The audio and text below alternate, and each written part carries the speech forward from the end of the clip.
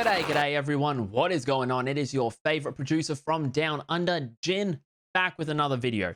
And in this one, I'm going to be showing you guys how to make a simple horror-inspired sample for artists such as EST Gee or Nardo Wick. Yeah, just a reminder that I did make this sample live over on my Twitch, so if you can follow me over there, would greatly appreciate that one.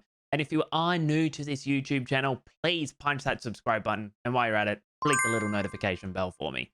That being said, let's get into FL Studio and let's deconstruct this sample. Okay, so here we are inside of FL Studio, and to begin with, when you are making a dark horror-inspired sample for an artist such as EST Gee or Nardo Wick, I do strongly suggest that you work in the harmonic scale. Now, for this sample right here, we do have it in the key of A sharp, but the finished sample is actually in F minor harmonic. We use wave sound shifter and pitch it down 5 semitones at the end. But to begin with, the first sound that we have coming in comes in from Electra, and that one is the Bell Chill Out pitch from the Top Sounds Audio Metro Boomin kit, and we're just playing a really simple pattern. With the bass notes, we do start with A sharp, then we move it down to F sharp, and we do a good trick that you can do if you're making dark samples using one semitone step. So we have this F sharp going to the F, and with the top melody, we have F going to F sharp. Now with this bass note here, this is F sharp, and this note is F.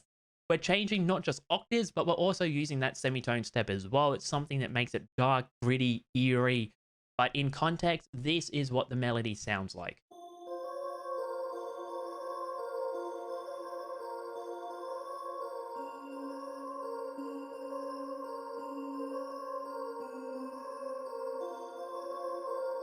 As you can hear, really simple, but it is dark, it's eerie. That one semitone step is the greatest way that you can make something sound sinister and evil.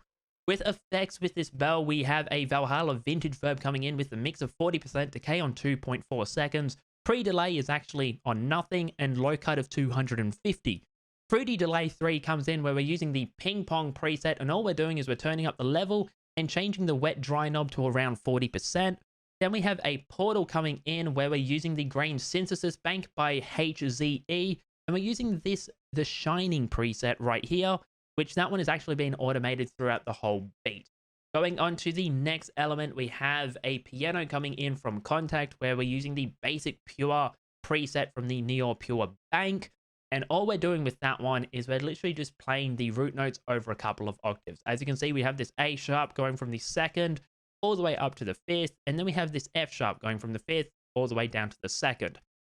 Now we do have some grace notes, or what I like to call passing notes, come in, which is this F before we go up one semitone to this F sharp, but we go back down a semitone back to the F, and then we go to the A right here, which, believe it or not, is a semitone below the beginning, which is A sharp, making it sound dark, eerie, suspenseful, and in context, this is what the piano sounds like.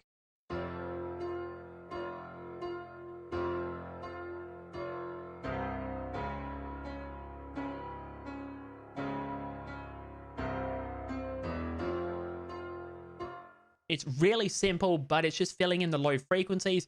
Now we have detuned it a little bit. We have actually detuned every single last sound in this sample.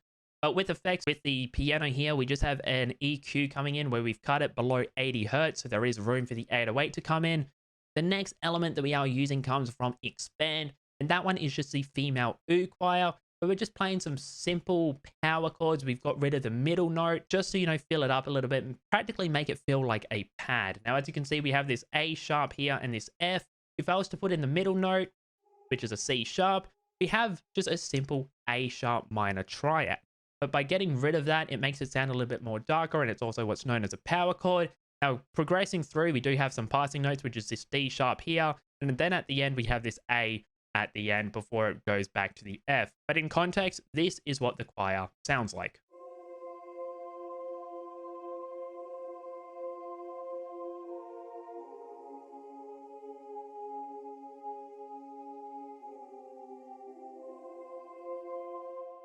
Tragically just being used as a pad in the background. And the way that we did that, if we go to effects, we have ambience coming in where the mix is on 40%. That makes it really wet and pushes it in the background, hence making it sound like a pad. The last element that we have coming in with this pad right here is this EQ, where we got rid of everything below 370 hertz, just to, you know, make sure there is a lot of room for the piano to come through, the 808, just getting rid of a lot of those bass frequencies. The last element though that comes in is from Arcade, and we are using the Chains of Doom bank from the Nightmare kit. And all we're doing with that one is just playing one note that repeats over and over and over again, practically just using it as a texture. In context, it sounds like so.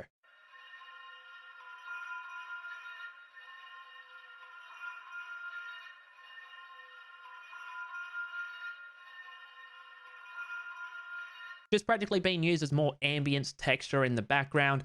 But subtle stuff like that can actually make your samples or beats go from sounding just boring and just generic to actually sounding pretty decent.